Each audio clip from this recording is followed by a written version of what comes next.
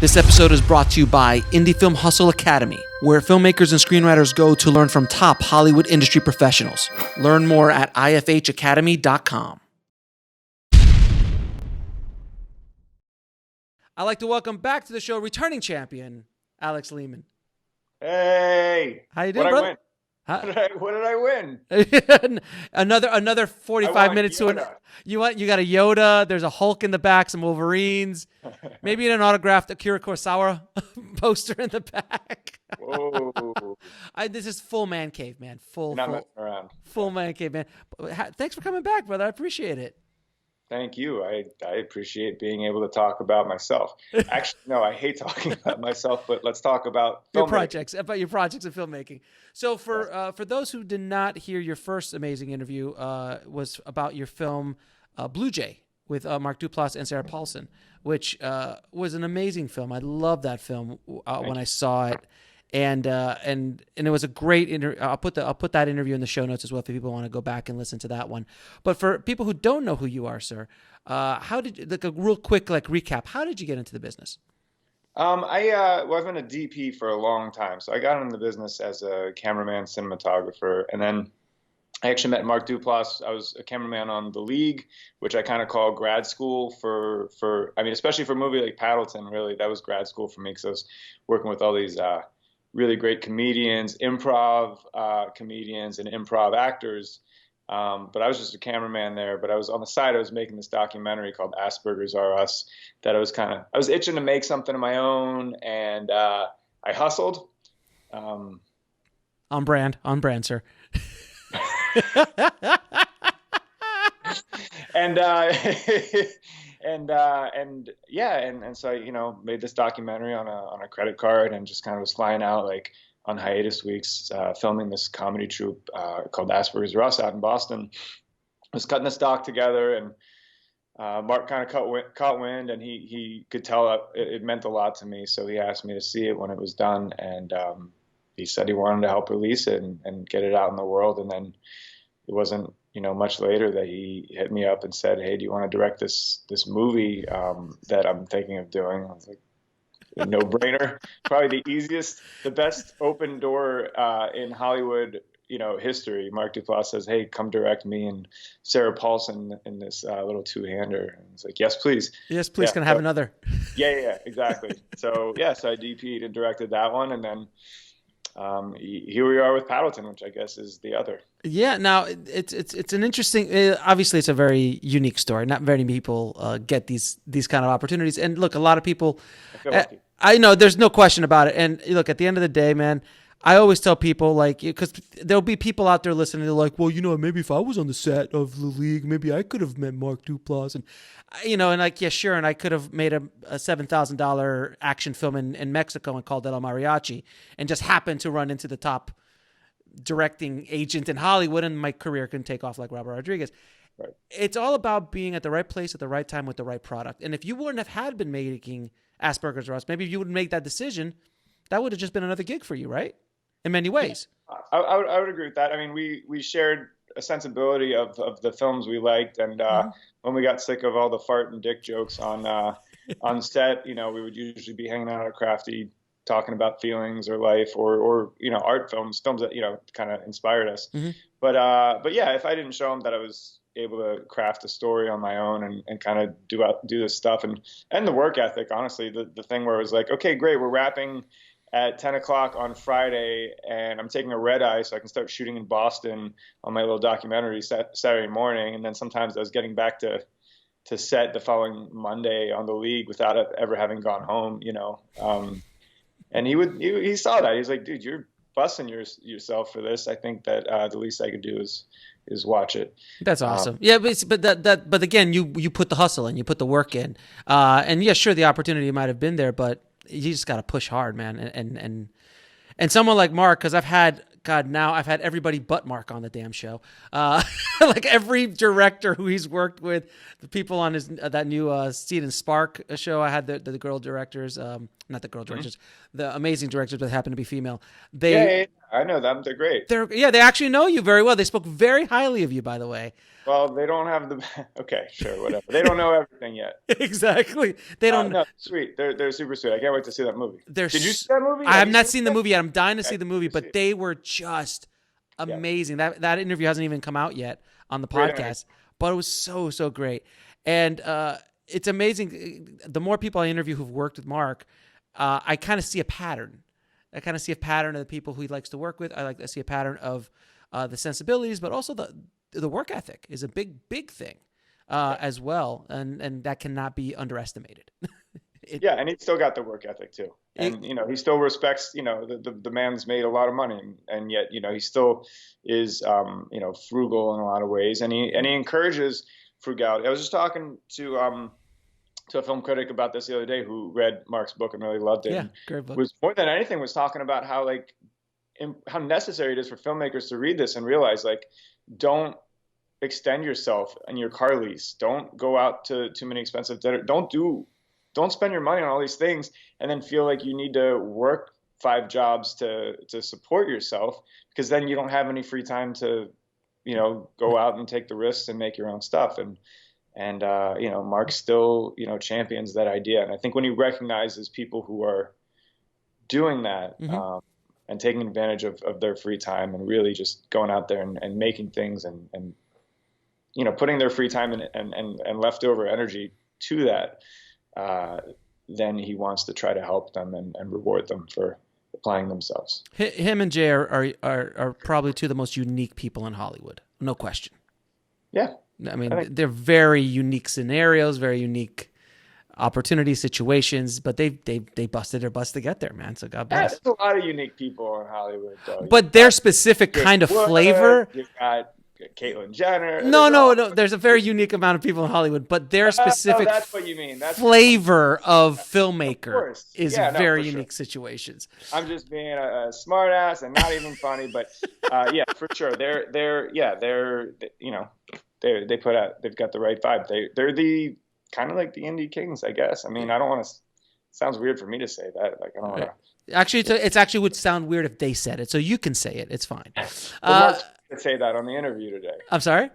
Mark told me to say that. He said, call me, whatever you say, just remember to call me the indie king of Hollywood. If you could, please. It's weird, but you do whatever the Duplass says. Anyway, so when the Duplass says something, you move. Yes. Can you animate? We'll throw in the strings in post.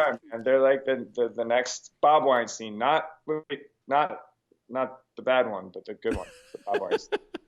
Now, I wanted to talk a little bit about Asperger's or Us, man, because last time you were on, we were really just focused on Bluej, but Asperger's or Us kind of took on its own world and its own kind of thing, because Bluej got a lot of the attention, but then Asperger's came in right after. It was picked up by Netflix as well, and I love the way, and we talked a little bit about it in the last interview, but I wanted you to kind of break into how you marketed this. How did you go after, that audience? Because this film is pretty much everything I preach. It's like you identify a market, you identify a group of people who are passionate about something, and you've niched down to a point where they're going to go after that film and they're going to want to watch and consume that content. So can you tell us a little bit about that process? Yeah, and that's a really great question. There's a couple of things that happen. So obviously, it's a pretty clear niche that we're working with here, which is anybody that is on the spectrum or as a family member on the spectrum, which is obviously actually a lot of people this day and age. So that's helpful. So that was like our base niche for sure. I like to think that the movie transcends. It transcends. But that base niche was pretty easy to market to. I started working with a lot of groups. Well, when I was trying to get the movie made, I realized that there are a lot of autism documentaries and films and events, and everybody's got their own thing. So at that point, I wasn't quite getting the juice from a lot of the organizations. But once the film was done and started getting a little attention in Mark's name and South by Southwest, all of a sudden, these people come out of the woodwork. So once you kind of prove your mettle and show that it's, maybe not just, a half-baked idea, but there's really something there, the groups do find you to a certain extent. But then I also have to give a huge shout out to my friend Kyle, who and I'll send you a link to, maybe we can like plug him, because he of does course. a lot of like I met him through, he was promoting another friend's film, and it was a faith film, and he's really good at like doing like the online digital marketing, targeted marketing, all that stuff. And I asked him, like, listen, I don't have like big budget or anything, but like I've got a little bit, but can you kind of help me target audiences? And he did it with like Facebook and Twitter and whatever, and he was able to like really, he did stuff with numbers and like tracking where the trailer played and like how it linked up to people. I don't know, it's like Zuckerberg level stuff. What was his name again? His name is Kyle. Oh, of course, Kyle was episode number 200, man. Yeah. Are you kidding me? I had Kyle on. He's amazing. That's right. I forgot he worked with you. Of course, Kyle's like a freaking genius when it comes to Facebook ads. Yeah. So I'll give you, we should plug him, because he's really great at all that stuff. And anyways, he helped us get it. So before it came out on Netflix, we got like a month release. Part of our deal with Netflix was like, hey, we can put it out on iTunes, Amazon, DVD, whatever. Mm-hmm. And we like rose up. We were like the number 2 documentary on iTunes for like a week, and it was all because like Kyle was like tweaking these numbers. So everybody's got to find their Kyle, is what I'm saying. Or you could just call Kyle. Kyle's available. Call Kyle, and he's a great filmmaker as well. Yeah, he is.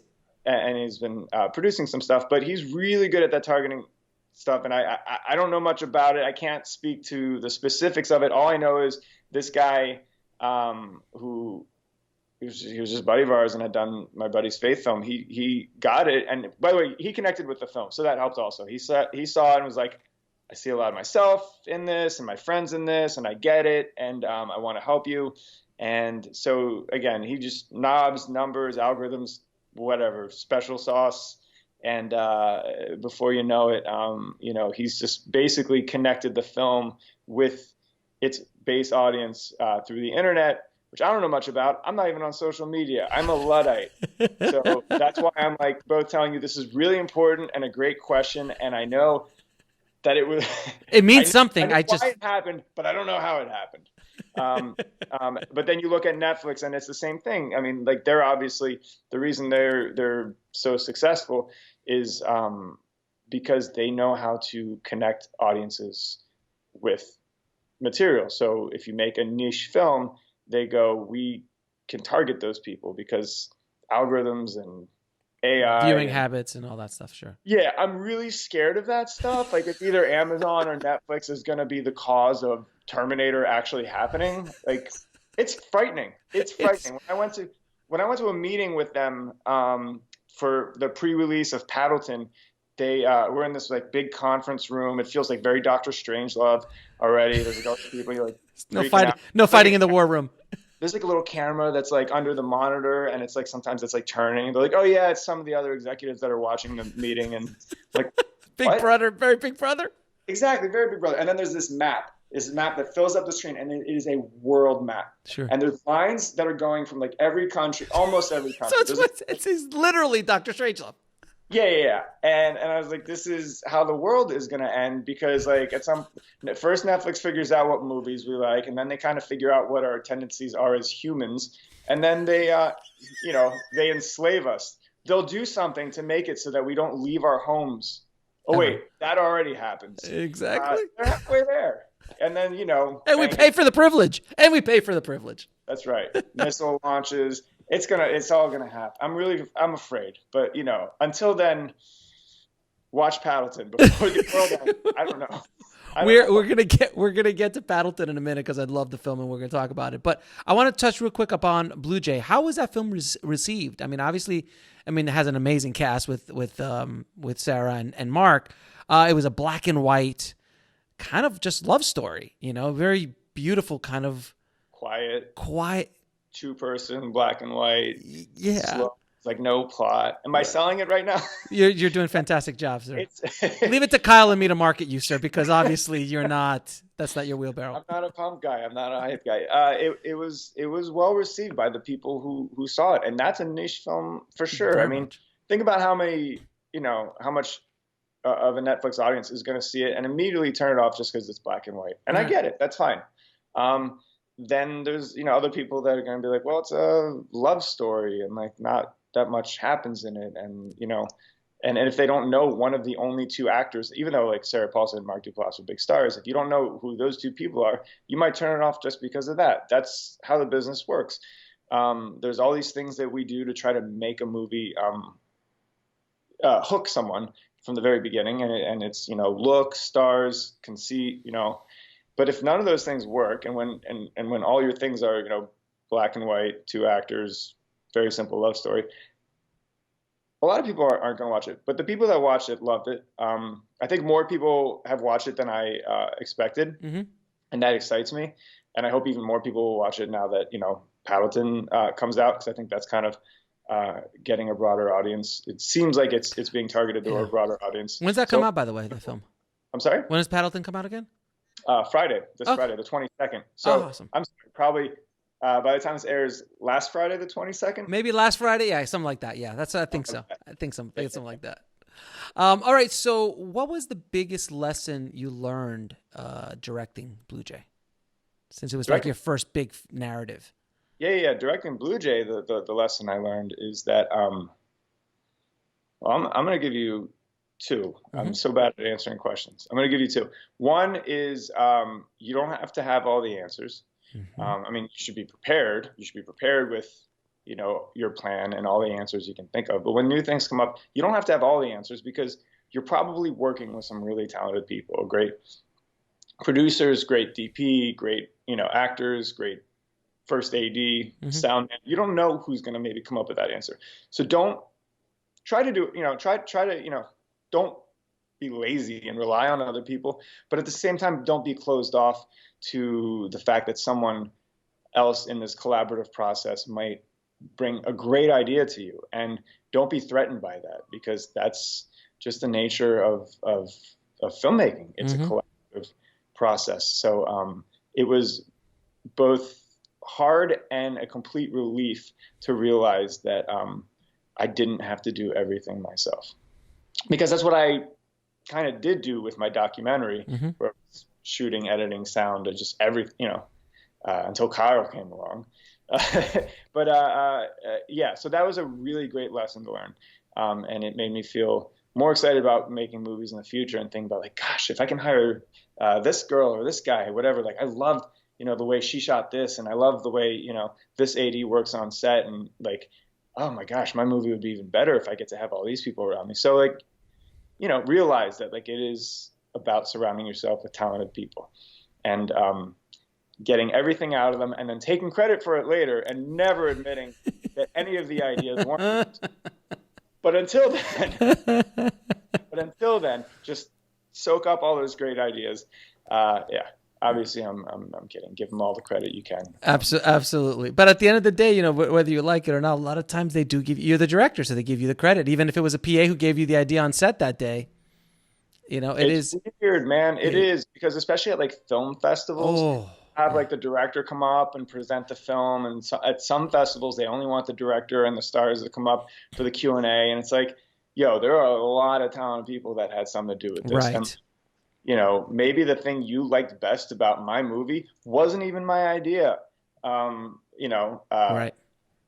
I hope it was. No, it doesn't matter. But you want to get all those people on stage, and you want to remind people like, hey, it's the great thing about directing. It's also it can be the really crappy thing about directing once you're doing that collaborative thing, because actors are going to make choices, and producers, editors, editors and studios are going to say, well, we don't want the film to go in this direction, and you have to take the good with the bad, and it mostly is good, but you got to take the good and the bad, realizing that like there's if you want to be an auteur, write a novel.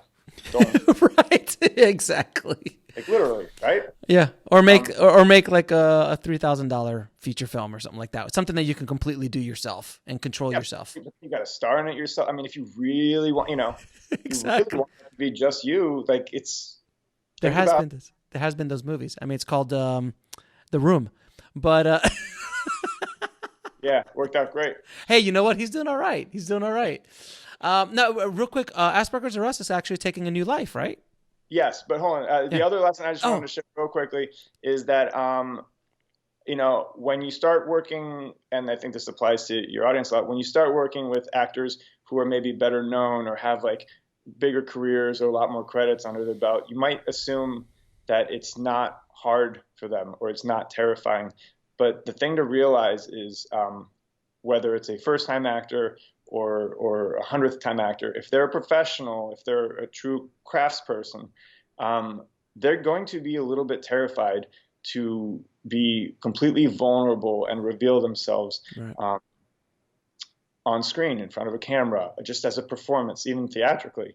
And you have to always be there for them.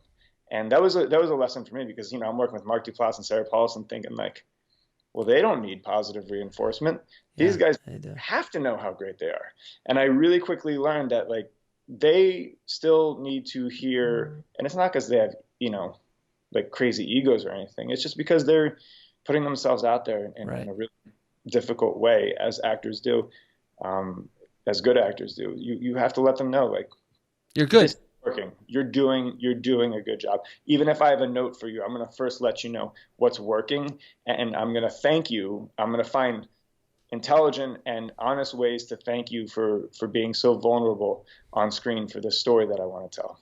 Awesome. Very important. And also just to keep a safe space for them, create a space environment for them as a director, I think is a huge deal as well. If they don't feel comfortable that you've got their back, they're not going to give you the best.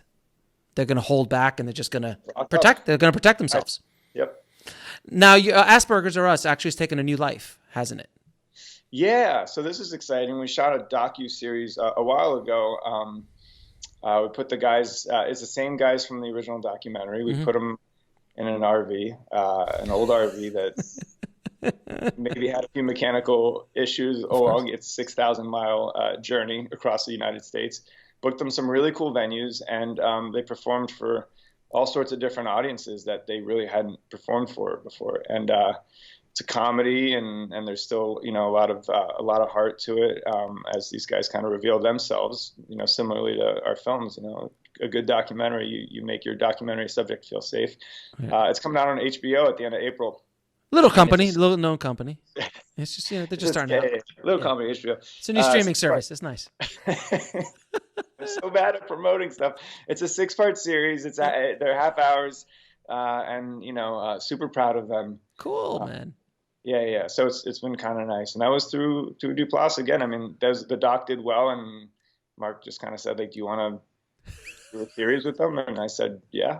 So I feel very lucky. I feel very, very lucky. I know these opportunities don't always, come up for us. And in fairness, like there were a couple other times in my career where I thought like, oh, this is the thing, this is the door, and it would like slam in my face or break my nose, or like, or like doorknob would hit me in the crotch when it slammed. Like there were plenty of times where I thought that there was going to be that moment where my career would change. That didn't happen, and all I can say is you just keep throwing those irons in the fire and wear a cup. That's that should be a t-shirt. What's the biggest advice you have in the film industry? Wear a cup. Just wear a cup. That's the best advice. I am going to steal that, Alex. I'm sorry. That is going to be. You can have it. Absolutely. I'm going to steal that one. I think honestly, you should brand. You should just get cups and brand them. Get the hustle. Hustle cups for your Chuck. Yeah. Sir, what are you talking about? You are a marketing genius. That right there. It's called it's merchandising. It's all about merchandising. Indie Film Hustle, the Flamethrower is coming out soon. So let's talk about Paladin, man. And I saw it. I was lucky enough to see an early screening of it. I loved it. It is a I can't say it's a feel-good film, but kind of. But there's things that happen. I loved it because you hate it. It's fine. I get it. No. I don't know. I actually loved it. I love the performances of it. I was watching it just not only for the story, but how. I mean, obviously, I'm watching how you made the film. What's the style? Like, why you're doing certain things. But the performances were great. It stars Ray Romano, little up-and-coming guy, and Mark Duplass again. I think Ray's brother actually put it best. Ray told me recently his brother watched it. He was not in the business, but he was like, and he does. And Ray was like, listen, My brother doesn't like anything I do, uh, Don't and expect much. he Got really it. liked the movie. But he goes, "Yeah, it was really good. I mean, it was sad, but it was really good." And it's like, yeah, like I don't like I'm afraid to tell people to watch it because you're gonna laugh for a while and then you're probably gonna be sad. You're gonna But probably cry a little bit. No, it I'm is. It is a. glad that you were sad, but yeah, I love the characters. I love the way they interact with each other. Ray and Mark are wonderful together. Like that's a yeah. match made in heaven. I'm imagining working with someone like Ray, who is, I mean, he's a legend in the comedy world, and what was that like? Like, how do you? He's a wonderful human being. Yeah, yeah. He's I mean, he's super, I mean, he's really neurotic. He's Ray, like He's Raymond. He's Raymond. You see his sitcom, and like it's who he is. It's a version of who he is, and it's obviously like all that stuff is heightened for the comedy of it. But like, there's a lot of Ray in what he does. Everything he does is really genuine, and he's just really funny, but he's a strong dramatic actor. We were doing improv, so having Mark and Ray do improv is kind of amazing. Yeah, I was going to ask you this: how much of this film was kind of that whole Duplass improv-y style? Like, I mean, you had a script, obviously, but then you rolled off of it, or did you have a scriptment? How did that work? We had a scriptment, yeah. So it was Okay. like a 30-page treatment It's outline. so brilliant that you made a movie with Ray and Mark for Netflix. It's a scriptment. I mean, it's true. It's not always that you can like tell people like, well, we have this outline for a movie, but trust us. And that but that speaks to Netflix trust, and that speaks to the Ray's trust. Yeah, Ray's new to this gang. Ray's trust for sure. But it's Netflix's respect for Mark and what he does, and it's Ray's respect for Mark and what he does, because Mark's been doing it forever. It's his it's his brand, it's his career. And so he's basically this creative safety net or backstop or whatever you want to say, where people go, I'm willing to believe that this will work out well because I can look at togetherness. I can look at all these movies he's done. I can look at all these things that Mark has succeeded with in a similar fashion. And I think that these guys can pull it together. And Bluej was like that as well. And Bluej was like that together. So we went to Netflix and said, we want to kind of do another Bluej. There's a little bit more outlined because there's a little bit more plot and stuff. And it's color. And there's color. And it's color. We're giving you color this time. So, Exactly. Now, the one thing I did notice about the film was it has a very indie vibe to it. I mean, it's literally almost 95% of the movie is two guys on screen, which is magnetic, and it's wonderful, the banter and the way they come back and forth. And Ray's Ray's neurotic energy and Mark's energy just work so well together. You kept it very indie, and I'm assuming the budget, and we won't talk the numbers, but generally the budget, I'm assuming, is less than 25 mil. Okay. Basically, they were like, if you give Ray and Mark superpowers, we'll give you 50 mil. But capes. Exactly. But if they don't have superpowers and capes, you're going to have to make it for under 25 mil. Exactly. But it does have a very indie vibe to it, the style of it, that you shot it. I mean, if you replace the two main movie stars with just two unknown actors, you've got like an Sundance indie kind of movie, even though this play at Sundance.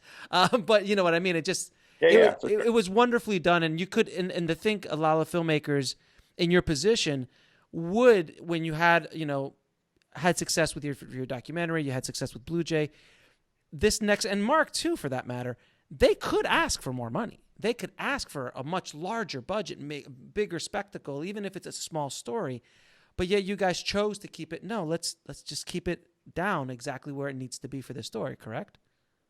Yeah, I mean, I would say part of that has to do with what this story is. I mean, it's a story about two guys that live in these pretty crummy little apartments. They don't have anything. They don't have many material possessions. They don't have, friends outside of each other. They don't have big lives outside of each other.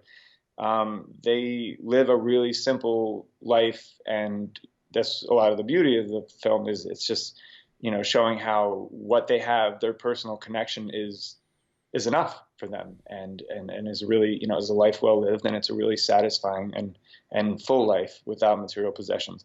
So, I mean, it would be kind of weird to make this like gigantic cinematic universe for what is essentially just a couple guys in these apartments who go on a little road trip and stay in a cheap motel. And, you know, like we can't, the biggest thing in the movie is that drive-in movie theater, the wall that they play the Paddleton game. And we actually try to make sure to show like how friggin' big this is. And when they go on the road trip a couple times, we try to have like a shot that shows like how little their car is and how big the rest of the world is, just for a second. You know, to kind of remind everybody that like these guys live in a small, simple world. So yeah, I mean, we wanted to make this film look a little more polished or a little more big than Bluej, but we didn't want the world to feel big. So yeah, without question. And you, of course, visited one of my favorite towns in California, and Sylvain, which was, when I saw it, I was like, oh my God, I can't believe it. I'm sure someone has shot there, but I haven't seen it. People don't really, and that was weird because I've always wanted to make a movie there since the first time I took a little weekend vacation there. And by the way, can you tell everybody what, because you and I know what it is, but can you tell everybody what it is? Sylvain is this like, it's just like weird little, it's up in wine country. It's next to Santa Ynez. It's like right by where they shot Sideways. So it's like wine country in Southern California. But there's all these towns with vineyards and restaurants and whatever and farms, and then there's this one town, Solvang, that looks like it was airdropped. It's like out of Denmark, just like one town, like a claw came down, grabbed a whole little town, and then like helicoptered it over the United States and just airdropped it in Southern California. Yeah, all the you know the windmills. It's all windmills and like these tile facades, and there's the Hans Christian Andersen Museum. It's a weird fish out of water town that you gotta love, and at the same time you're like, what is this place? And even when we were scouting it, I kept like on my phone, I'd like scout on Wikipedia, just anywhere. I'd be like looking at the web going like, how did nobody make a movie here? It's close enough to LA. Yeah, no one's made a movie there. It's been like an episode of like one or two random TV shows that shot there for like a tiny bit. And then Sideways basically shot there, but they didn't use that town. They used the stuff around that town. So no, it was absurd to me. Yeah, it was like, you know, finding, you know, a little. Yeah, because I never remember. I mean, I've been to that town a ton of times since I've lived in Los Angeles, and I've always like, oh, they must have shot something here. I mean, they have to have, because it's just such a unique location. There is nothing like it in the entire state. Oh, so much production value. Yeah. And then of course you shot. I'm sorry? And great pancakes. Fantastic pancakes. During Christmas time, it is fantastic there. Like, it's beautiful during Christmas time. But you also shot one of my other favorite landmarks in California, Ostrich Land, which is down the street from Solvang. And it's just, I saw that scene that you have in there with, and for everybody to listen, there's literally it's kind of like, and I don't want to call it like a tourist trap, but because it lends itself to being like a little tourist trap, little side road thing. But you walk in and it seems tourist trappy because you like walk in and there's like ostrich feathers and ostrich eggs for sale and all this little thing, and you got to walk through the gift shop to get to the ostriches. And when you walk outside, there's hundreds of ostriches all around, and it's just like something you, again, where else are you going to see that? And you get to feed them and all that kind of stuff. It's amazing. Honestly, that place is so peaceful for me. And I remember we were filming. I mean, when we were finally filming the movie, like by the time we got to that scene, it was like the end of like a pretty intense week, stressful shooting, a lot of other stuff, you know, we'd done during the day. So it's just kind of like trying to find that moment of calm as you do as a director, where you're like, oh God, like, you know, emotions, anxiety, everything. And we just step into the ostrich farm that we'd scouted a few times, and I felt at peace. These birds are like, it feels like you're with these dinosaurs, you know, you feel connected to like just nature, millions of nature and millions of years. It's just all there. And like, they're kind of peaceful animals and kind of not peaceful animals. And so you're like, you pull out one of those bowls, you'll see how unpeaceful they are. Yeah.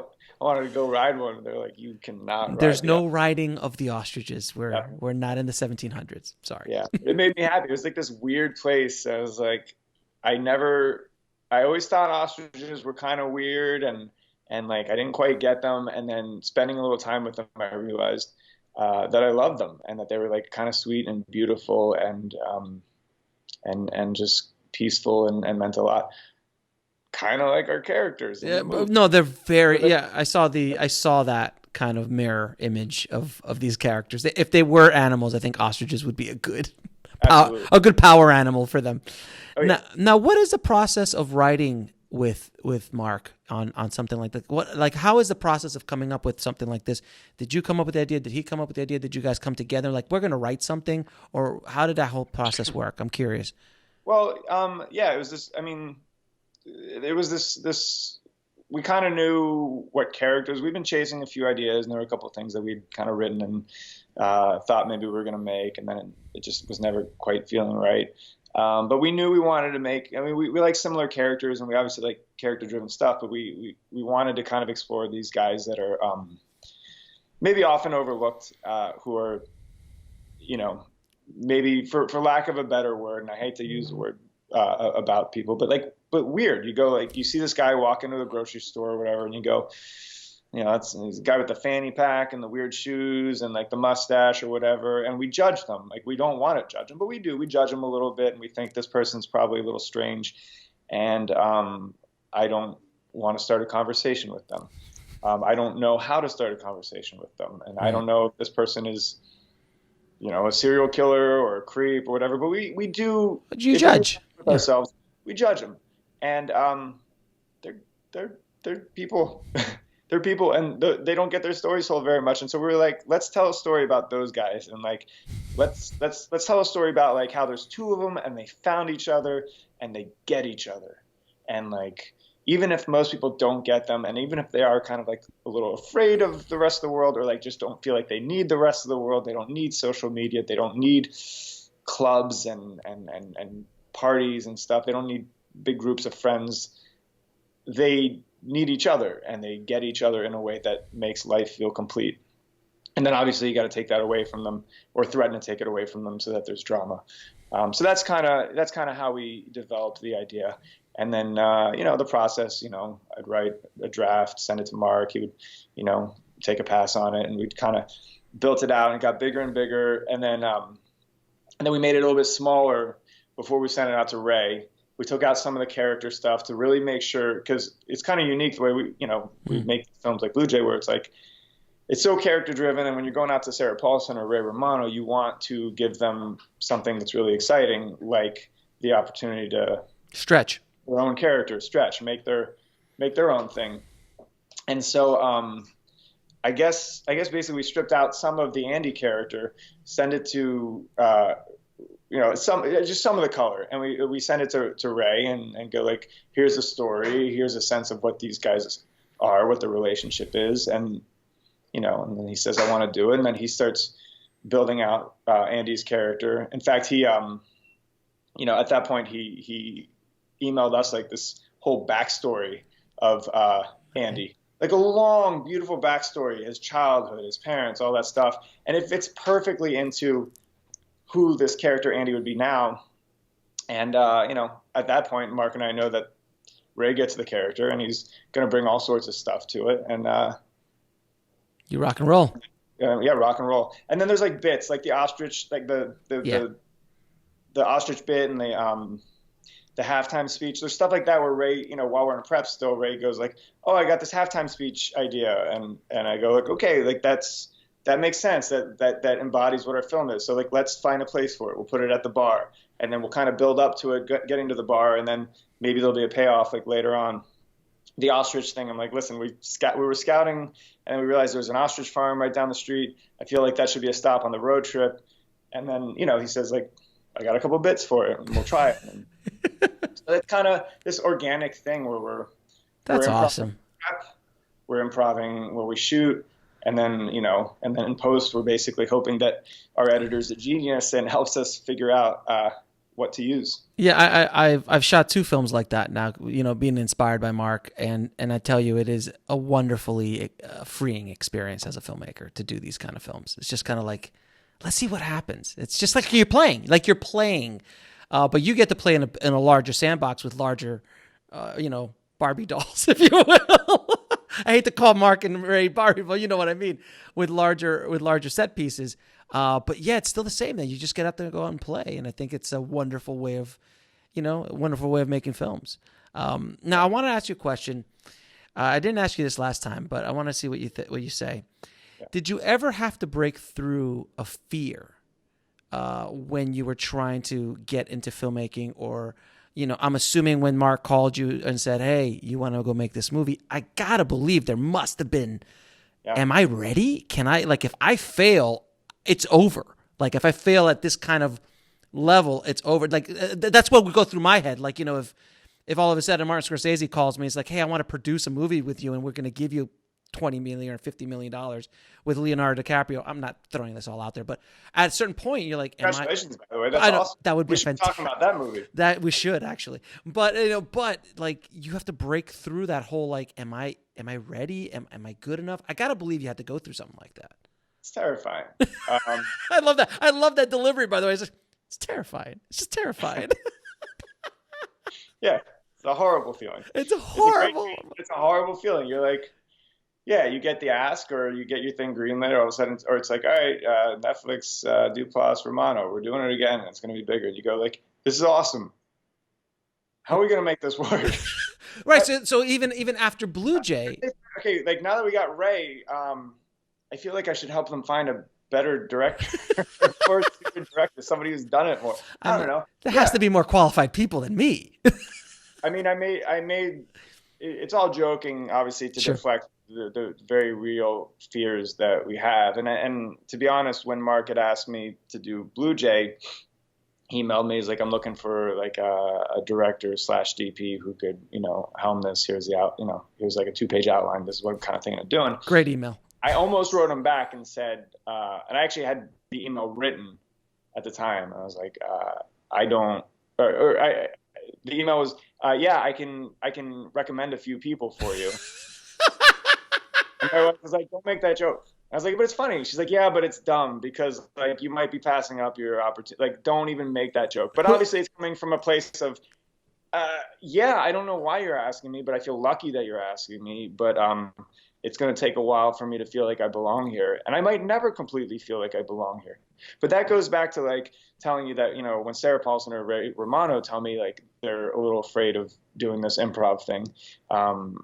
And I look at their credits list. I'm like, why are you afraid of anything? I have to remember that we're all human and we're all constantly trying to find things that are challenging. If not, it's a cheesy saying, but you're either growing or you're dying.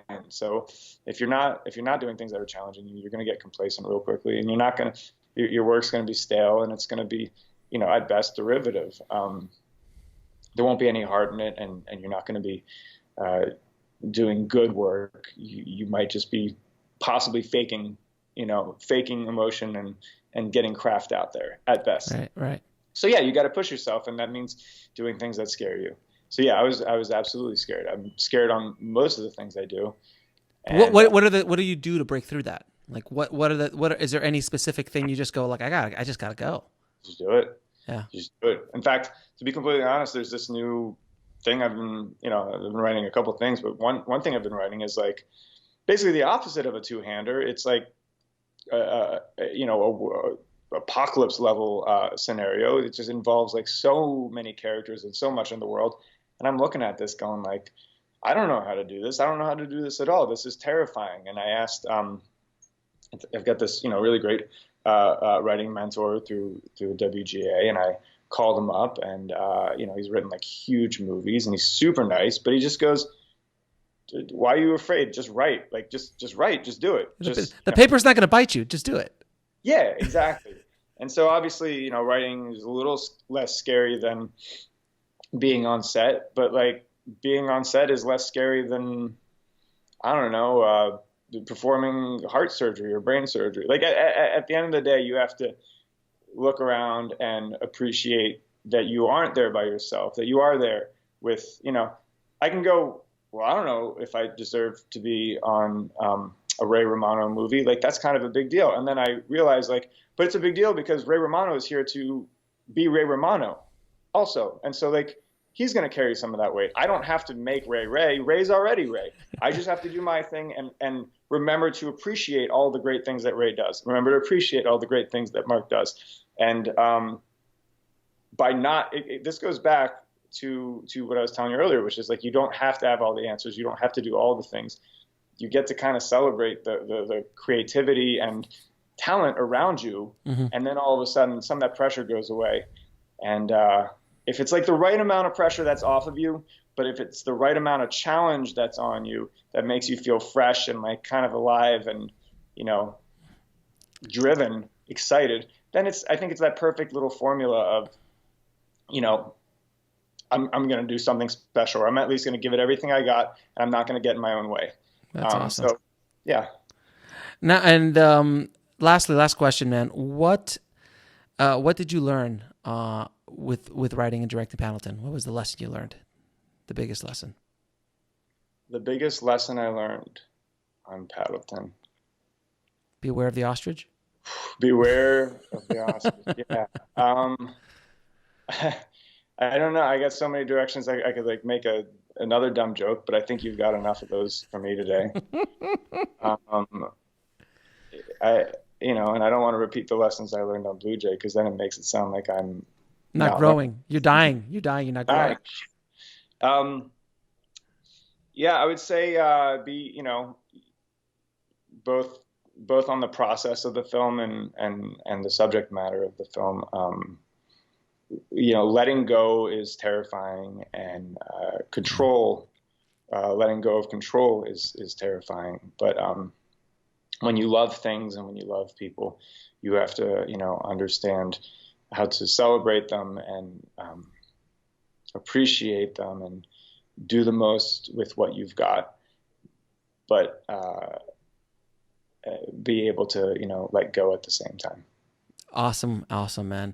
And I normally ask a whole bunch of questions, but I've already asked all those questions of you before. So just let's talk about where cheese, green, and Nirvana, and an oak tree. What kind of tree would you be if you would be a tree? Where can people? So the movie could be on it's on Netflix, and it comes out February 22nd. Yep. Okay, and I would ask where people could find you, but you're not on social media, or rarely, if any, at all. So there's that. If they really want to find me, they can do some deep digging. Talking. They can do some deep digging, and I'm sure they'll find my email address somewhere. But or call Kyle, or just call Kyle. Call Kyle.